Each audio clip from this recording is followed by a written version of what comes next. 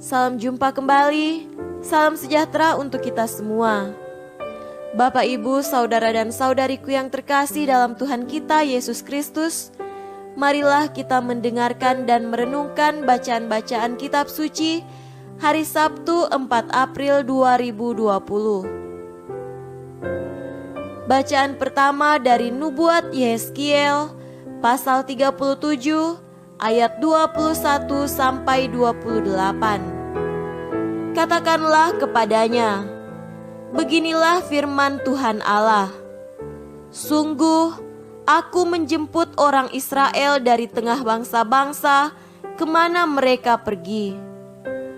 Aku akan mengumpulkan mereka dari segala penjuru dan akan membawa mereka ke tanah mereka. Aku akan menjadikan mereka satu bangsa di tanah mereka, di atas gunung-gunung Israel, dan satu raja memerintah mereka seluruhnya.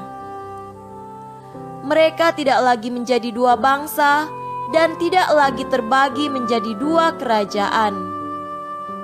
Mereka tidak lagi menajiskan dirinya dengan berhala-berhalanya, atau dewa-dewa mereka yang menjijikan, atau dengan semua pelanggaran mereka. Tetapi aku akan melepaskan mereka dari segala penyelewengan mereka, dengan mana mereka berbuat dosa, dan mentahirkan mereka, sehingga mereka akan menjadi umatku, dan aku akan menjadi Allahnya. Maka hambaku Daud akan menjadi rajanya, dan mereka semuanya akan mempunyai satu gembala. Mereka akan hidup menurut peraturan-peraturanku dan melakukan ketetapan-ketetapanku dengan setia. Mereka akan tinggal di tanah yang kuberikan kepada hambaku Yakub, di mana nenek moyang mereka tinggal. Ya, mereka, anak-anak mereka maupun cucu cicit mereka akan tinggal di sana untuk selama-lamanya, dan hambaku Daud menjadi raja mereka untuk selama-lamanya. Aku akan mengadakan perjanjian damai dengan mereka, dan itu akan menjadi perjanjian yang kekal dengan mereka. Aku akan memberkati mereka dan membuat mereka banyak, dan memberikan tempat kudusku di tengah-tengah mereka untuk selama-lamanya. Tempat kediamanku pun akan ada pada mereka, dan aku akan menjadi Allah mereka, dan mereka akan menjadi umatku. Maka bangsa-bangsa akan mengetahui bahwa aku, Tuhan, menguduskan Israel pada waktu tempat kudusku berada di tengah-tengah mereka untuk selama-lamanya. Demikianlah sabda Tuhan. Syukur kepada Allah. Tuhan beserta kita sekarang dan selama-lamanya. Inilah Injil Yesus Kristus menurut Yohanes. Dimuliakanlah Tuhan. Injil Yohanes pasal 11 ayat 45 sampai 56. Banyak di antara orang-orang Yahudi yang datang melawat Maria dan yang menyaksikan sendiri apa yang telah dibuat Yesus percaya kepadanya. Tetapi ada yang pergi kepada orang-orang Farisi dan menceritakan kepada mereka apa yang telah dibuat Yesus itu. Lalu imam-imam kepala dan orang-orang Farisi memanggil mahkamah agama untuk berkumpul, dan mereka berkata, apakah yang harus kita buat? Sebab orang itu membuat banyak mujizat. Apabila kita biarkan dia, maka semua orang akan percaya kepadanya, dan orang-orang Roma akan datang dan akan merampas tempat suci kita serta bangsa kita. Tetapi seorang di antara mereka, yaitu Kayafas, imam besar pada tahun itu, berkata kepada mereka, kamu tidak tahu apa-apa dan kamu tidak insaf, bahwa lebih berguna bagimu jika satu orang mati untuk bangsa kita daripada seluruh bangsa kita ini binasa.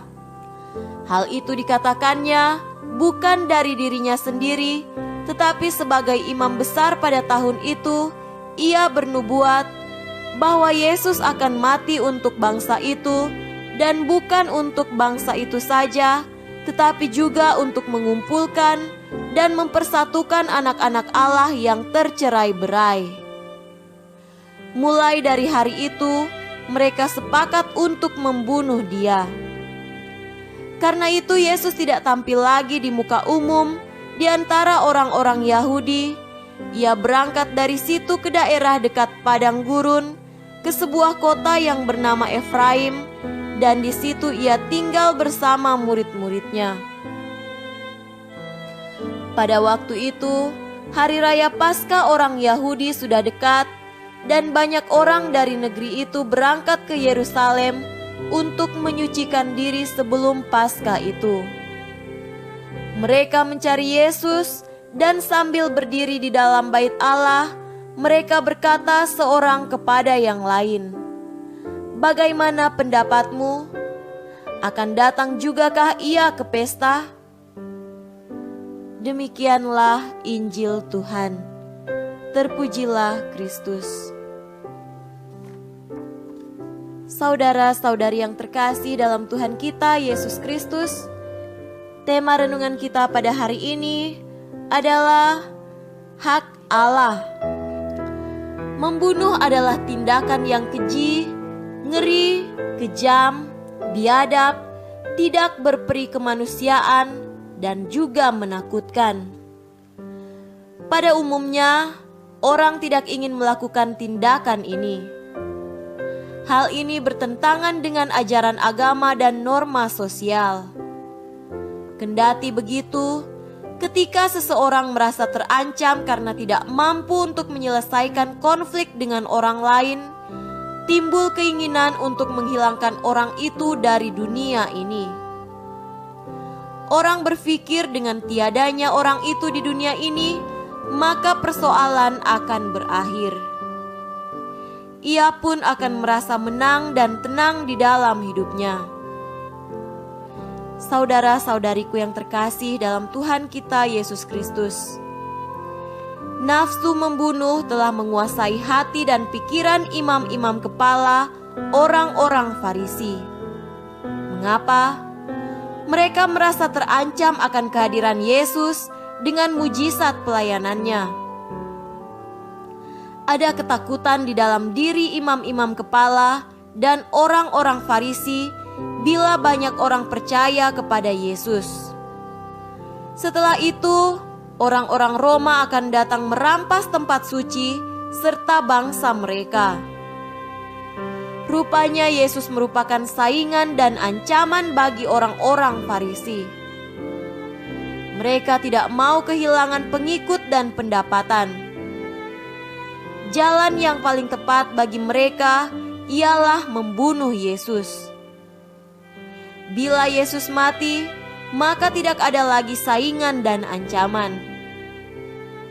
Kehidupan imam-imam kepala dan orang-orang Farisi akan kembali tenang. Saudaraku yang terkasih, pernahkah kita melihat kehadiran orang lain sebagai saingan dan ancaman? Saat keberhasilan, kesuksesan, kecantikan, kekayaan, ketenaran orang lain membuat kita merasa iri tidak senang.